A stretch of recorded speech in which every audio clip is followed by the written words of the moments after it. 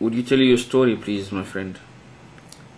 Well, a few years ago, I had some quite bad eczema come up on my body. It got infected and I was hospitalised with it. I also had some food intolerances, quite sensitive to certain foods such as wheat. Perhaps that was the worst out of all of them. I saw a practitioner who advised me that I had some heavy metal intoxication, and she advised me to have my amalgam fillings removed because she thought one of the toxins was mercury. I promptly saw someone who tested me for sensitivities to certain metals, and mercury came up very, very high, and he also suggested that I had them removed immediately. So I came to see yourself, and I only had a couple, but they seemed to have done quite a lot of damage to my body, and had them removed in 2 sessions. Had one single one, I believe the worst one, removed first, and then the other 2 or 3 done at that about 2 weeks later.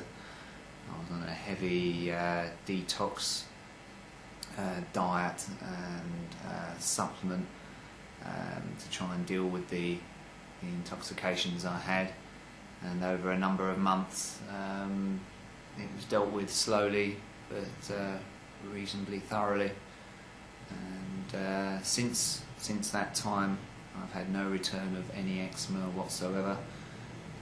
My general level of sensitivity to certain foods, in particular wheat, has dropped, so I can now eat those particular foods, perhaps a little less than I used to, but nevertheless I can still eat them without any problem whatsoever. And generally I feel better in myself, more relaxed maybe. Probably an increase in energy levels is something quite noticeable. I tend to work quite long hours in the profession I'm in and can get very tired, but I've noticed, especially in the last 6 months, a definite increase there. So it's taken a while for it all to filter through, but I'm certainly pleased with the results, and I will certainly never have another metal or amalgam filling again. You also had frequent colds and flus and things like that as one of your symptoms. Yes, that's something. I used to get a lot of sore throats in particular, which is quite unpleasant because it can be very painful, as I'm sure everyone knows. I did used to get flu maybe once, sometimes twice a year, and the odd cold here and there. And now I can't remember the last time I was ill with anything like that, which again is nice because it doesn't mean you don't have to take time off work. You don't have that general feeling after something like the flu of feeling run down for a few weeks and so on. It's so that's an improvement that perhaps doesn't jump out at you straight away, but just makes your general welfare and health better, certainly through the winter months.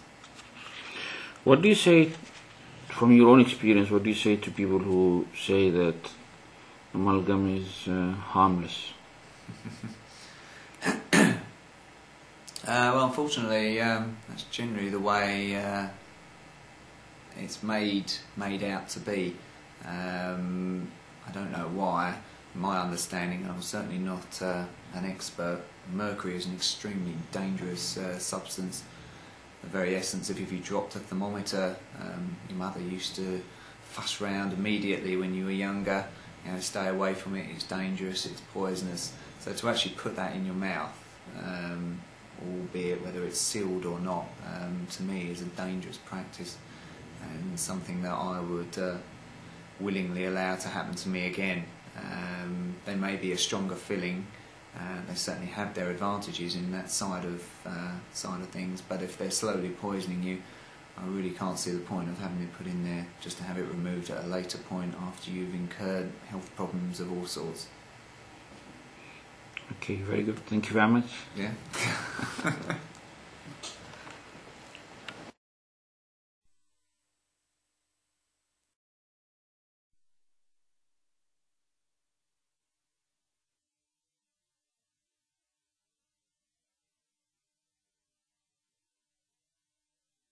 Sang Caxton.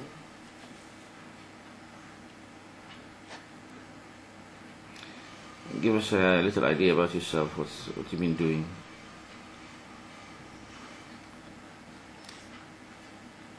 You shy?